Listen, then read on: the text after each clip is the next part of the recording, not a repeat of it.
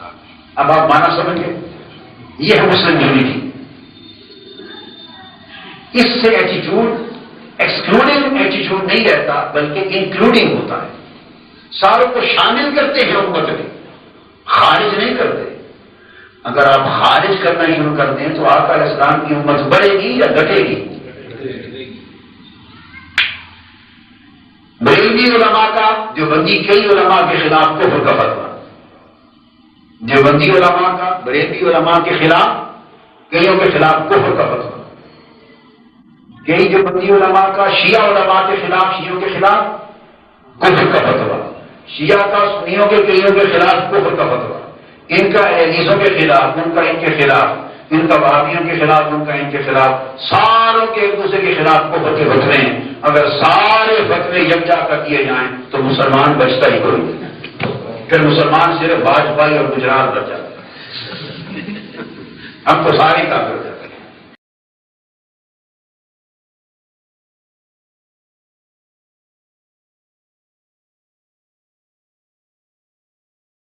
تو یہ اس کو حل کی طرف لانے کے بجائے جو اس کی وجہ سے بگاڑ ہے اسے کم سے کم کرنے کی طرف اولاً ذہن بنایا جائے، اور جو پچھلی کوششیں اگر ناکام ہو چکی ہیں تو ضروری نہیں ہے کہ ان کوششوں کا، ان ناکامیوں کا تسلسل بھی آگے ہو۔ ہر دور کے اندر کچھ نئے مزاج کے، نئے افکار کے لوگ آتے ہیں، پچھلی ناکام کوششیں کسی دور میں کامیاب بھی ہو جاتی ہیں، لہٰذا اس میں تسلسل میں کمی نہ کی جائے۔ جیسے حضرت نے ارشاد فرمایا کہ ڈیبیٹ ہو، جو سنجیدہ طبقے مکتبہ فکر کے لوگ ہیں وہ سب ایک جگہ بیٹھیں اور اس بگاڑ کو جتنا کم کر سکتے ہیں کریں۔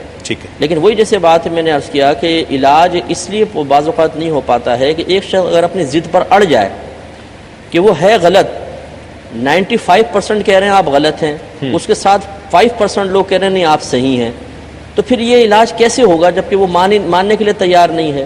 اس میں پھر یہی صورتحال ہے کہ اس سے کہا جائے بھائی کہ آپ اگر اپنے مسلک پہ قائم رہنا چاہتے ہیں، اپنی سوچ کو نہیں بدلنا چاہتے تو کم از کم اسے دوسرے پہ مسلط نہ کریں، جیسے حضرت نے فرمایا اپنے تک محدود رکھیں، اور ایک دوسرے کی اعلانیہ طور پہ عوام کے درمیان مخالفت کرنے کے بجائے اسے مطلب بند کمروں کے اندر کرنے کی کوشش کریں۔ اصل میں عوام کے سامنے جب یہ اختلافات آتے ہیں وہ مکمل طور پہ ان اختلافات کی گہرائی تک بھی نہیں پہنچ پاتے، وہ سطحی قسم کی چیز کو لیتے ہیں اور اس کے مطابق اپنا ذہن بنا کے دوسرے کو کافر، مشرک اور بعض اوقات واجب القتل تک تصور کرنا شروع کر دیتے ہیں۔ اس لیے عوام کی علمی اور ذہنی سطح کو ملحوظ رکھتے ہوئے اس قسم کے اختلافات جو عوام کی سمجھ سے ہی بالا تر ہیں انہیں عوام کے درمیان ڈسکس نہ کیا جائے، یہ بہت ہی بہتر ہے، اور اس کے لیے عملی کوششوں کا تسلسل ہمیشہ قائم رہنا چاہیے۔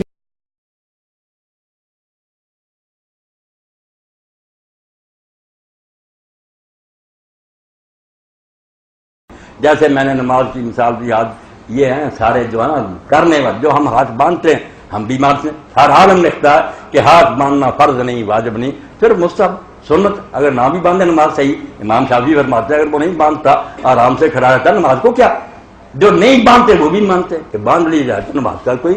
تو ایسے حصے جو ہے نا غیر بینات، ان کو اتنا نہیں سختی سے بیان کیا گیا کہ لوگ جکڑے جائیں، کچھ آزادی دی گئی ہے کہ جیسے جی چاہے کو آدمی کر لے۔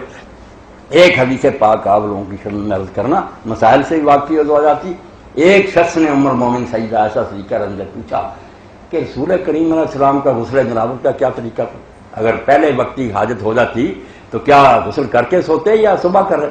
اماں نے فرمایا بیٹا اس میں کوئی سختی نہیں تھی، کبھی آپ سونے سے پہلے نہا لیتے تھے، کبھی ویسے ہی سو جاتے تھے پانی کو چھوئے بغیر۔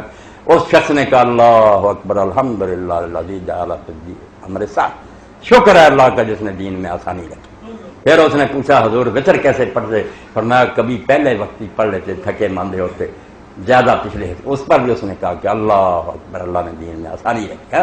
فرمایا پھر جب نماز پڑھتے تہجد اونچی آواز سے، انہوں نے کہا اگر کوئی نہیں پاس ہوتا تھا سویا ہوا جو بستر بناؤ تو ذرا بلند آواز سے پڑھتے تھے، ورنہ تینوں سوالوں پر وہ کہتا رہا شکر ہے اللہ کا جس نے دین میں آسانی رکھی۔ تو دین کو آسان رکھنے کے لیے ایک حصہ ایسا چھوڑ دیا گیا، یہ ہماری بدبختی ہے کہ ہم نے اس کو جنگ کا میدان بنا، وہ آسانی تھی کہ یوں کر لو یا یوں کر لو، کوئی بات نہیں، اس میں اختلاف ہے اماموں کا، کوئی بڑی بات نہیں۔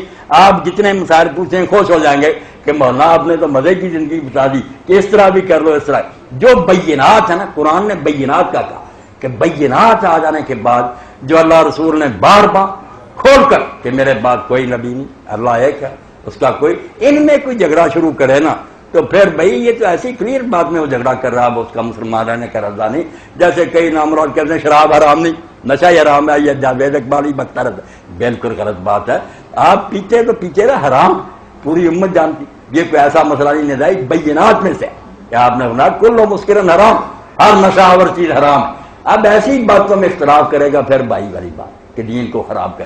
اگر وہ خود اللہ رسول نے آسانی کے لیے چھوڑ دی ہے کہ اس بارے میں تشدد نہ کیا جائے، لوگوں کو آزادی دیجیے.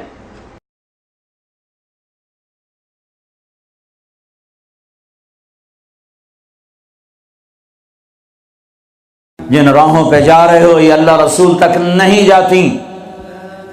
اللہ رسول کو جانے والی راہیں اور ہیں جس میں سب سے بڑا عمل محبت ہے.